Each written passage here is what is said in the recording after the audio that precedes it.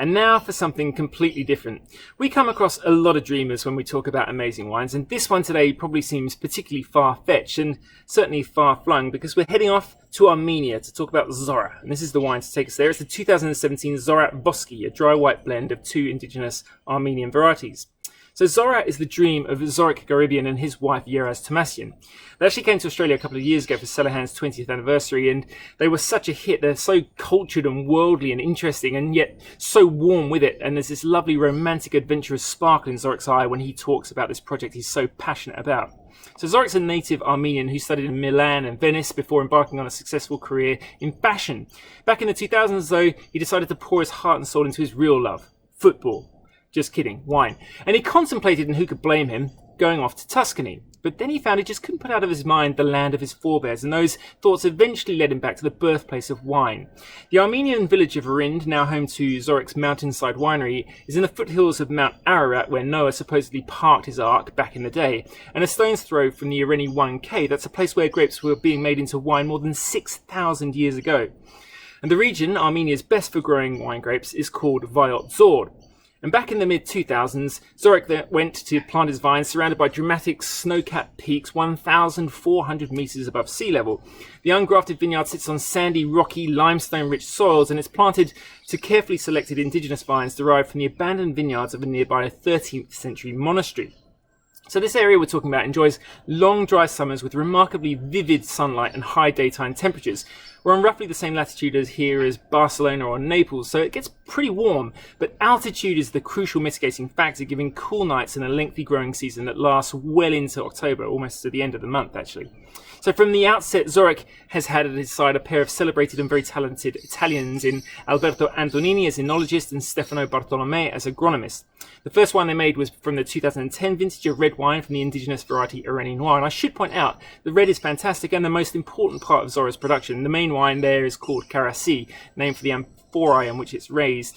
And there's also a super cuvee called Yeraz, obviously named after Zorik's wife, that comes from an even older Areni Noir bush vines. But we'll look at those reds another day, because today it is the turn of the white blend. As I said, it's called Voskì, which translates as gold, and the first edition of this was back in 2014 harvest. The current vintage though, 2017, and I find these labels absolutely beautiful, by the way. I hope you can see it. So the wine, as I said, a blend of two ancient indigenous varieties whose Armenian roots go back thousands of years. They're called Voskì and Garand Mak, and I'm not going to pretend I know anything about them bar what I've been told. So Voskì means golden seed and is considered queen of Armenia's grapes. It's a delicate gold-coloured grape with smallish, relatively thin-skinned berries and bunches that grow in the shape of a cross. The other grape in the blend, Garand Mak, is another popular high-quality grape. It's a much hardier variety though, greenish-yellow in colour, has larger, thicker-skinned berries and compact bunches. So the grapes for this, Voskì, are sourced from old vineyards at altitudes of 1,400 metres, and this remote place with its rocky, sandy soils is uncharted territory for the phylloxera louse, so these vines are on their own roots, and their low vigour yields concentrated fruit from these warm autumn days. But remember, at this altitude you have very cool nights, so ripening is slow, and the grapes retain their vital freshness. The must is fermented with natural yeast in large, rough-textured concrete vats. Aging then continues in concrete again for 11 months with a further 6 months in bottle before the wine's released. And this wine isn't wildly aromatic. It's not muted either, but the scents are very subtle. They're chamomile, stone fruit blossoms, flint and honey. There's also a creaminess and an elusive hint of earthy spice. And strange as it sounds, to me it calls to mind Chablis crossed with something like Merrison. On the palate, it's medium-bodied, but with an impression of roundness, more fruit showing now with pear and peach flavours, but with an intensely mineral sense. There's cream and acacia and chamomile tea in the background too. It's actually as savoury as it is sweet, with this lovely line of acidity and a finish with a fine chalky grip that calls to mind very good quality Chablis. It's actually a captivating wine, and one that will open up, you just know it, with time in the glass.